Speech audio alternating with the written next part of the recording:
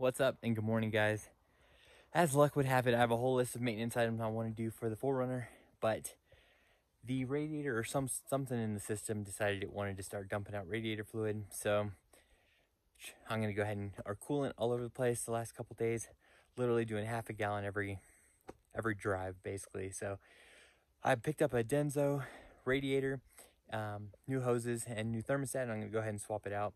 Wasn't on my list, but it just, you know how that happens, it just added itself to the list. So it's a nice chilly morning. Obviously I'm working in the snow, which sucks, but it is what it is. It's just how it works out. So I'm gonna go ahead and get this tossed in, but I do want to point out one thing. If you guys buy a radiator, always make sure you check it out first. As luck would have it, and as a lot of people talk about these, the first one I got and ordered was cracked. Showed up with a huge, like 6-inch crack on the bottom. Obviously can't do anything with that. Had to return it, had to go to different Napa, find a good one, take it apart. So always check your radiators before you get home, because that's like 45 minutes away from me, and that would have sucked to have to try and go get a new one and waste time doing that. So there's a lot of videos on how to do this, so I'm not gonna make a how-to, but if I find any tips or tricks, I'll let you guys know. So let's go ahead and get this started. All right, getting into it, taking this hose off. This hose obviously needed to be replaced. I can see this was actually broken right there. I'm curious on when that broke, but obviously someone moved this up. So I'm wondering if the guys who worked on this and replaced my B&M one with this Hayden broke that off and just didn't tell anyone. They just kind of made it work. Anyways, I think my leak is down there on the right. That's where it seems to be pulling up underneath. So again, we'll get this out. I do have the transmission cooler. I have a video of installing that a long time ago, and I'm gonna stick with it.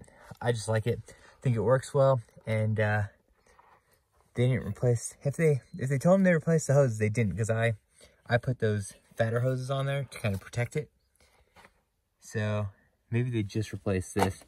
Anyways, and guys, this is a new radiator. On the old one, the first one I got, it was cracked all from here to there. So this was all jacked up and wouldn't work.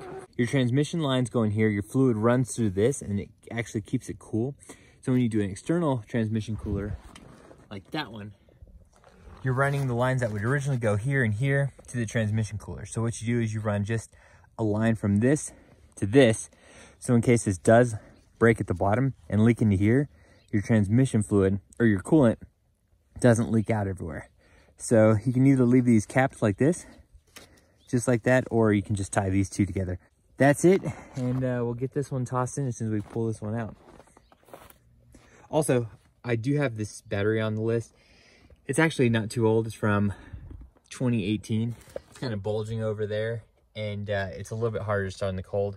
So I like to swap them out with the AGM battery, and I like to use the Duralast AGM. They just have good reviews. Optima is kind of going downhill, so I stay away from them, and I stick with the Duralast AGM. It's about 200 bucks, but in my opinion, it's worth it. So just kind of a forward note on that. I'm just gonna go on a limb here and say those diff bushings don't look right. So I might be replacing those in the future as well. There's the old skid plate. It's pretty beat up and small. And there you go. Everything is buttoned back up. New hoses, new thermostat, new radiator, and tested it out, got it up to temperature. Everything looks good. I'm gonna just put that back on for now because I don't have the bolts. Tried to find some spare ones, but not looking like I have some. This is the old radiator. So let's take a peek. It's got some holes through it for some reason. But anyways, I think it was leaking at this bottom side.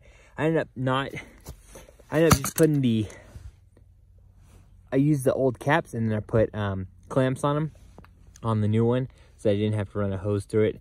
And I think that's gonna be perfect. So again, I think it was leaking from somewhere on this side. That's obviously broken. And so somewhere down here looked like the culprit. It does look kind of trash. The fins are all messed up over here and stuff. So anyways, done and done. Now that I got done, it's another thing on the list, maintenance item, at least, which is nice. Flush out the coolant, which was okay. And then there we go. So again, I'm gonna work on some other stuff down the line, but a little bit of